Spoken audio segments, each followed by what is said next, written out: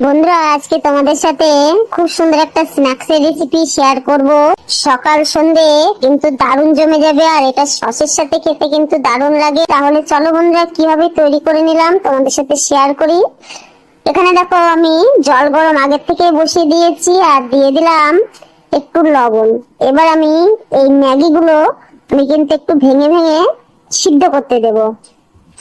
আমি কিন্তু দুটো ম্যাগি নিয়েছি, দুটো ম্যাগিতেই কিন্তু আমার এই স্ন্যাক্সের রেসিপি গুলো আমার তৈরি হয়ে যাবে। এবার একটু নেড়ে চেড়ে 3 থেকে 4 মিনিটের মধ্যে কিন্তু আমি এটা সিদ্ধ করে নেব।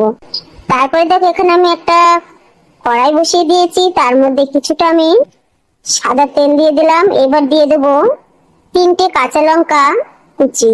এবার এটা একটু হালকা ভাজা করে নেব। তারপরে দিয়ে দেবো একটা বড় সাইজের পেঁয়াজ আমি কেটে রেখেছিলাম ছোট ছোট করে, সেটাই কিন্তু দিয়ে দিলাম। আর এটাতে একটু পেঁয়াজটা বেশি দিলেই কিন্তু খেতে দারুণ লাগবে। এবার নেড়ে চেড়ে এটা একটু ভাজা করে নেব।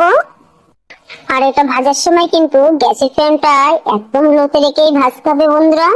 এবার দিয়ে দেবো অল্প করে একটু লবণ আর দিয়ে দেবো হলুদ।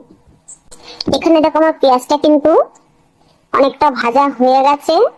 ম্যাগিটা আমি ছেঁকে রেখেছিলাম জল থেকে, তো সেটাই কিন্তু আমি এই পেঁয়াজ ভাজার মধ্যে কিন্তু দিয়ে দেবো।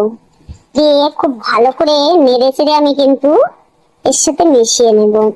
আর এটা কিন্তু 2 থেকে 3 মিনিট নাড়াচাড়া করলেই কিন্তু আমার ম্যাগিটা হয়ে যাবে। এবার দিয়ে দেবো বেশ কিছুটা সস দিয়ে 2-1 মিনিট নাড়াচাড়া করে নেব। এবার এই পাশে আমি অল্প একটু তেল দিয়ে দিলাম। দিয়ে একটা মাত্র ডিম আমি এখানে ফাটিয়ে দেব। তোমরা চাইলে এর মধ্যে অন্য কোনো সবজিও কিন্তু অ্যাড করতে পারো। এবার আবারও কিন্তু আমি 2-1 মিনিট এটা নাড়াচাড়া করে নেব।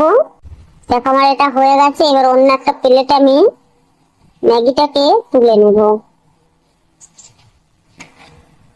এবার এদিকে আমি স্লাইস ব্রেড পাউরুটি নিয়ে নিয়েছি, আর আমি এখানে 6 পিস নিয়ে নিয়েছি। এবার এই পাশ থেকে যে ব্রাউন কালারের আছে সেগুলো কিন্তু ছুরি দিয়ে কেটে আমি বাদ দিয়ে দেবো।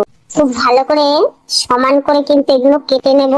এবার দেখো, এখানে আমি একটা পাউরুটি নিয়ে নিয়েছি। নিয়ে এটা কিন্তু একটা বেলুন দিয়ে চেপে চেপে নিতে হবে। আর এটার মাঝখানে দেখো, যে ম্যাগিটা আমি তৈরি করে রেখেছিলাম পুর হিসাবে কাজ করব, সেটা কিন্তু দিয়ে ঠিক এইভাবে রোল আকারের আমি তৈরি করে নিয়েছি। এবার এদিকে একটা বাটি নিয়ে নেব। বাটির মধ্যে আবারও একটা ডিম আমার লাগবে। ডিমটাকে কিন্তু আমি ভেঙে দিয়ে দিলাম এর মধ্যে। দারুণ পছন্দ করবে, একটার জায়গা কিন্তু দুটো খেয়ে নেবে। এবার একটু লবণ দিয়ে ডিমটাকে খুব ভালো করে আমি ফাটিয়ে নিয়েছি। তারপরে দেখো, আমি এখান থেকে চামচে করে অল্প অল্প করে এর উপরে আমি ডিমে একটু কোট করে নেব।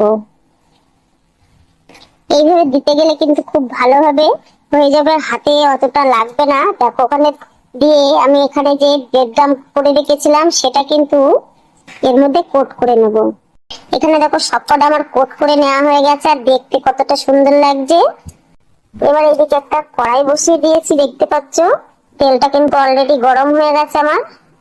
এবার একটা একটা করে আমি কিন্তু এই তেলের মধ্যে ছেড়ে দেবো। আর এটা ভাজার সময় কিন্তু গ্যাসটা কিন্তু একদমই লো দিয়ে ভাজবে, নাহলে কিন্তু পুড়ে যাবে উপর থেকে, ভেতরটা কাঁচা থেকে যাবে, ভালো লাগবে না খেতে।